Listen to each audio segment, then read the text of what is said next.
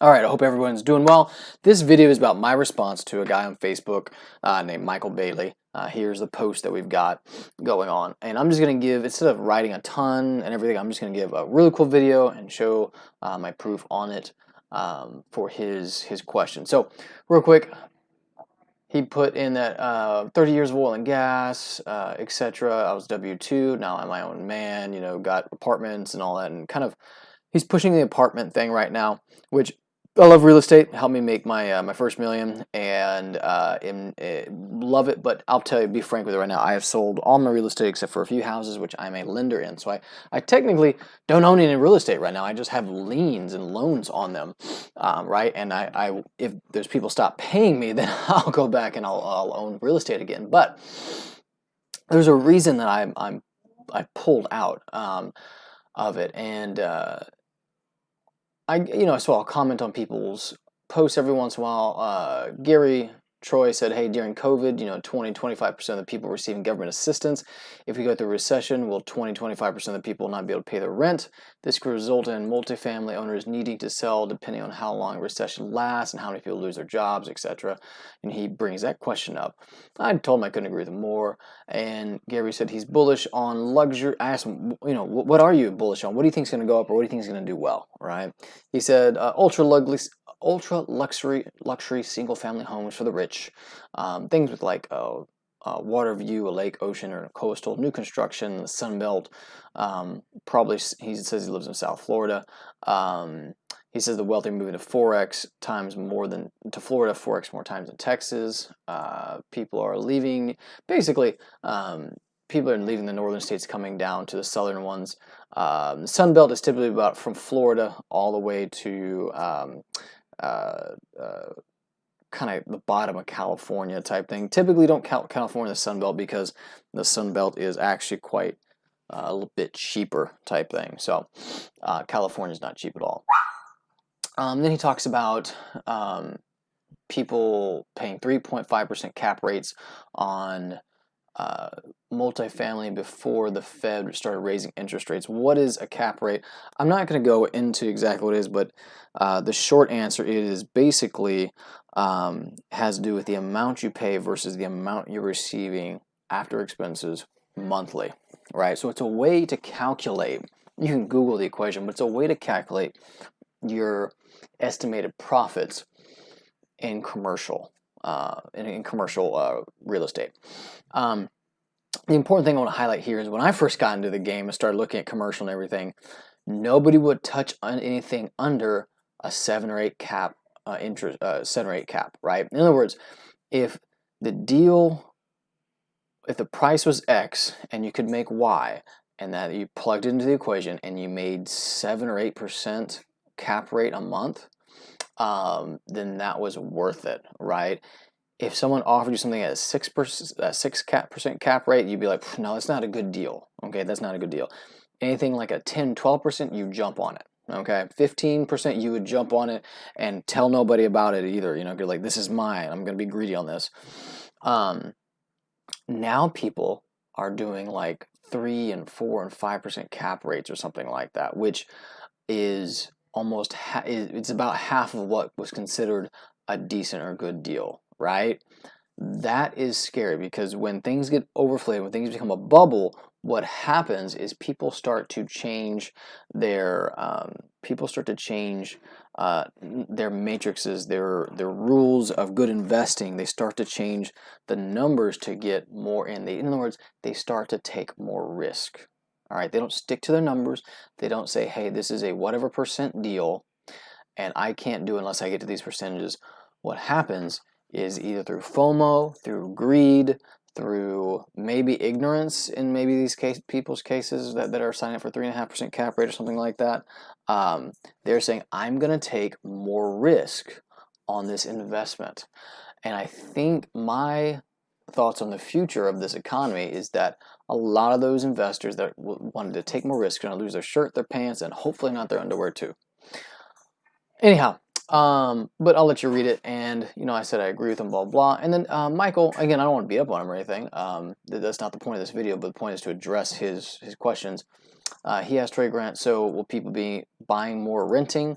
And James, do you think energy would be great during a recession and go for the oil patch? That's part of what I said. I'm bearish on housing in general, but I think the areas, misspelled that. That's what I get for voice to text.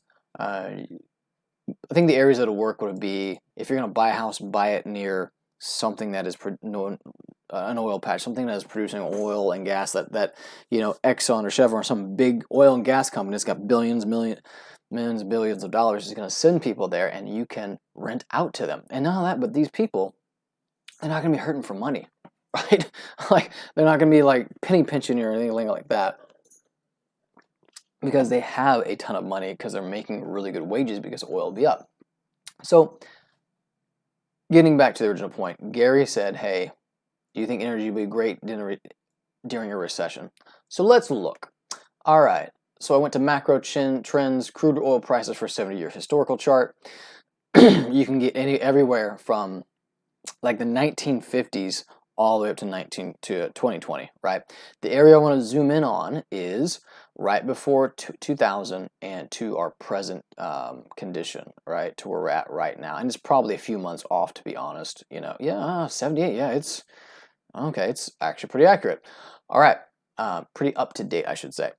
Why did I go to 2000s? Well, I wanted to take a look at the last two recessions. I really don't count 2020 as a recession. Technically, it was, but we'll get into that. But I wanted to go back to the dot-com bust, right? What did oil do during the dot-com bust? Okay, so we see the shaded areas, those are the recessions, okay, or the busts side of the cycle. So before it, it's here November, 3 months, yeah. So about 4 months. Okay, so about 4 months before the technical start of it, it was at $55, give or take, and in the middle of it, or when it hit, it was at 44. We'll say 45 to make things easier. You can count it either way. I would honestly probably count it at 55, but you can count it 45. It doesn't matter. So during the recession, right, it stayed around about 40, stayed above 40 for a while, right? I mean, above 40 to 45, it kind of hovered, right? And then right at the end of the recession, it dropped down to 32. So we'll just say 30 to make things easier. So if you count it from 45, that's about a 30% drop. If you count it from 55, that's a little more of a drop, okay? However you want to count it, it doesn't matter, because here's the point. It's at $32, we'll say 30, right now, November of 2021.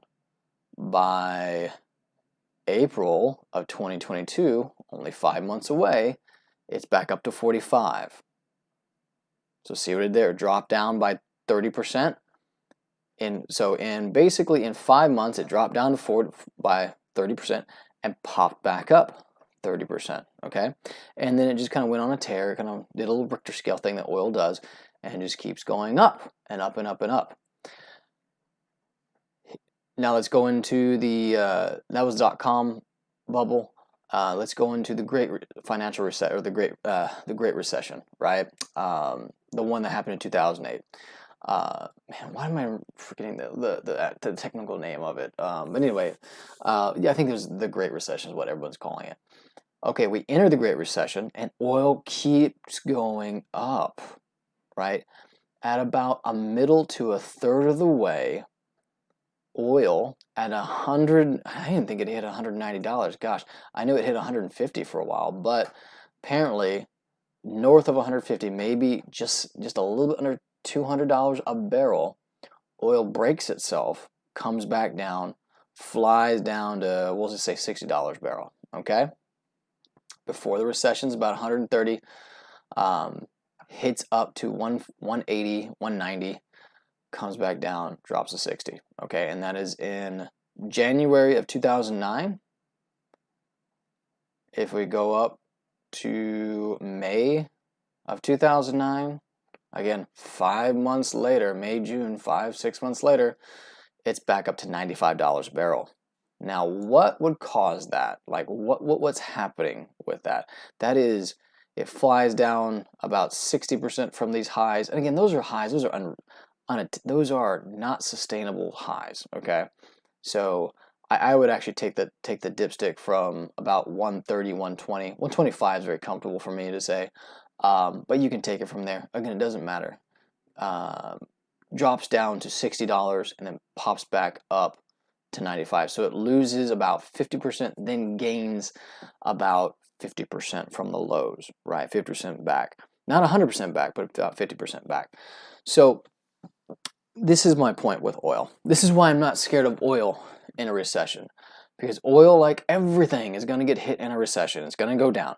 And then in a matter of 6 months or less, it's going to pop back up and it's going to gain more than anything else in this economy, okay? And this is why. Because energy is the economy, all right? I want you to hear that energy is the economy. Energy prices affect everything in the economy, whether it's from your food that you put on your dinner table, to your commute to work, to getting all the materials for your real estate projects, to anything, right? To world leaders flying to a place to make decisions. Energy affects it all. All right, so energy is the economy. When you have cheap oil prices, the economy will flourish. When you have high oil prices, the economy will not flourish. That is just the way it is. All right, and it's going to be that way forever. Now, here's my other point. So, oil pops, comes back up, comes back up, right? If you are in, and why did it do that? Why did oil have this tear up here? Well, is because the Fed started to fix things. When we fixed the economy, we needed more energy to rebuild, right? Same thing here, boom, and it keeps going up. And then there are some things that are artificially popping oil down. You know, there are some geopolitical events that happen. You know, if Saudis turn on more of the taps, or you know, we discover fracking, price of oil goes down, type thing, because we can pull more out of it. You know, we can use technology and other methods that we haven't had access to before to both find and extract more petrochemicals. Okay, so these things happen. So here's why I am super bullish on oil right now, because the same thing that happened, I believe, that happened right here leading up to 2008 is going to happen with us right now, okay? And this probably in next year, probably 2023, okay? I don't have a crystal ball, I can't tell the future, but I can say, you know, I think it's going to happen. And this is why. Is because during this whole time, over the last 5 years, right?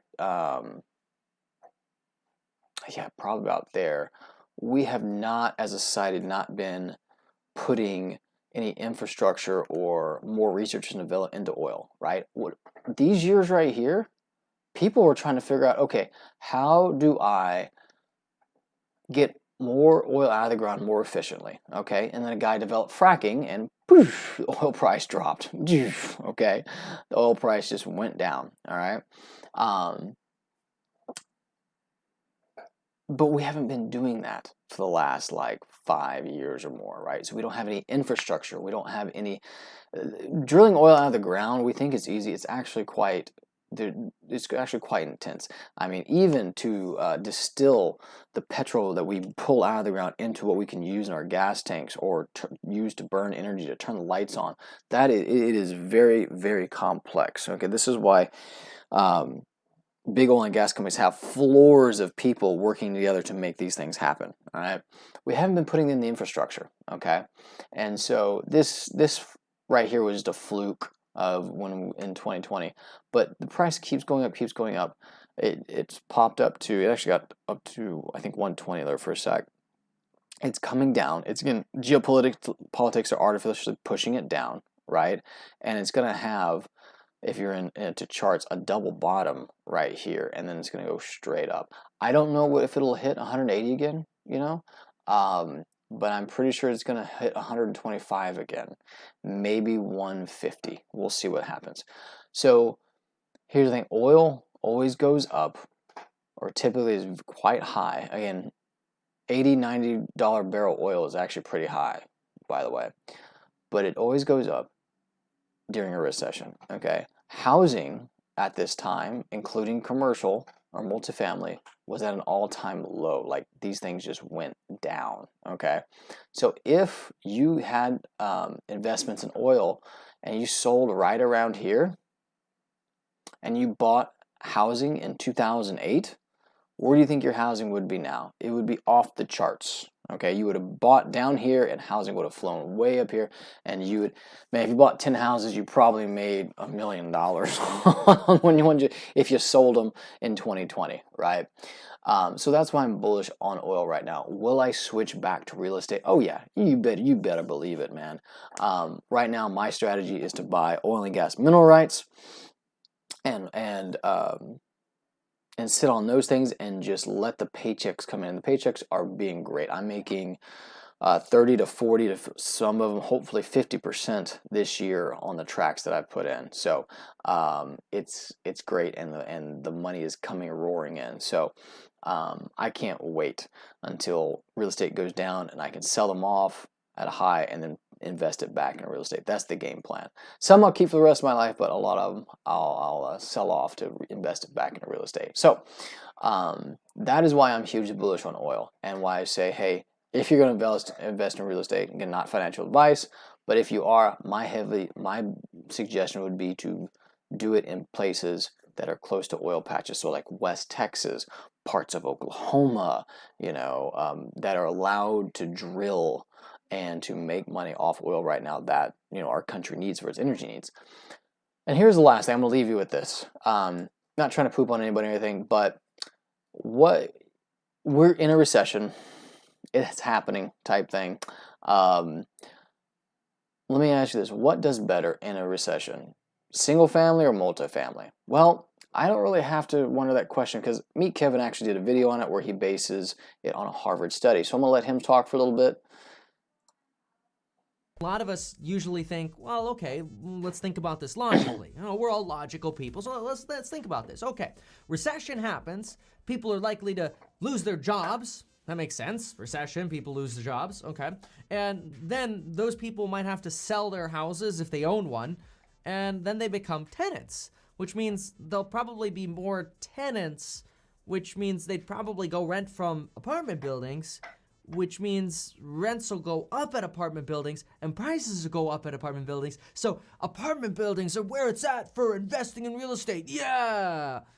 Well, what if I told you Harvard found that was totally wrong? Well, you might be surprised, and so was I. I was so surprised that, well, I wanted to share it with you. Now, to make this as simple as possible, I'm going to include little footnotes here at the bottom of the screen, just so you could see which section of the study I'm referencing. And if you want to see a copy of the study that I've annotated, just click the link in the description down below, right under where you can take advantage of joining me in my real estate courses or courses on... All right, I'm going to stop it there. So this PDF from him is really good. If you want to look this up, just put into YouTube, warning from Harvard, single family versus multifamily real estate in a recession. Here's the PDF he's got. Again, this is all from Meet Kevin. He does a great job of highlighting it. I mean, he went through this thing really, really well. I mean, acknowledgments, everything. He gives little bullet points. You just read what he highlighted and you can see it. Basically, the synopsis is, if you don't want to walk through all of this or anything, I'll tell you this. The synopsis that Harvard did from their studies is that single-family homes do better than multifamily in a depression recession, right? Or at least a recession, depression, who knows? But want to leave with that. Again, this is from this is a video in response to this Facebook comment. Not trying to poop on anybody or anything like that, but just want people to be in the know to make good decisions. All right, because right now the Fed has even said it wants to lower housing prices. Right? It wants to lower them, type thing. It doesn't want housing to be unaffordable.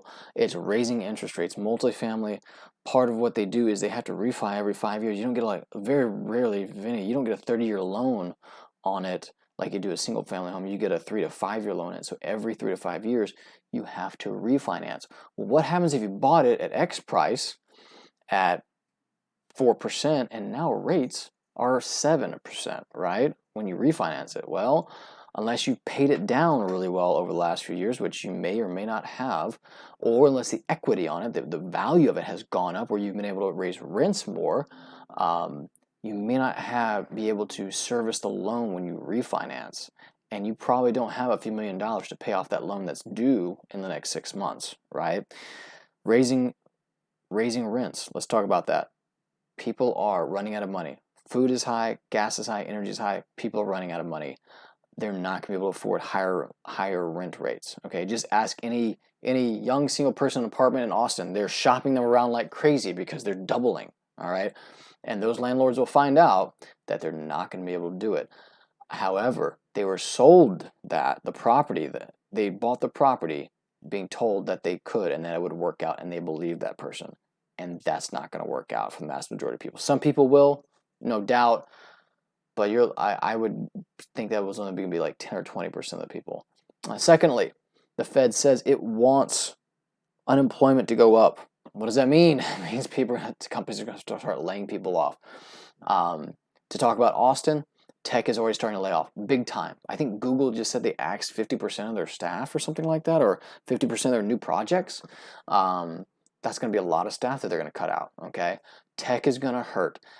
Every company is going to start to hurt. The Fed wants the companies to feel that they want unemployment up because they believe that will lower prices. And you know what? I think they're right. And so walking into a multifamily saying, hey, yeah, we're going to raise rents. It's going to be great. We're going to make so much more. We're just going to refinance in 3 years. It's really bright and shiny and stuff. But when you look at the details, you look at what the Fed is doing, it's just not going to work out, right? And people always say, don't fight the Fed, don't fight the Fed. And you know what? For the most part, I think they were right in 2020. And you know what? For the most part, I think they're still right in 2022. When the Fed lowers interest rates, gives free money, and starts to do quantitative easing, where they start to basically become a buyer of assets and stuff, then prices are going to go up. Everything's going to go up, right? When they start to do the opposite, when they start to raise interest rates, take money out of the market, quantitative tighten, prices are going to go down. Everything's going to go down. So buckle up, because it's going to be a rough ride for a few years, and the Fed has said that. So let's not fight them. My name is James. I'm investing in oil and gas. If you are interested in investing with me or knowing more about it, reach out. My contact info is below, and I will talk to you then.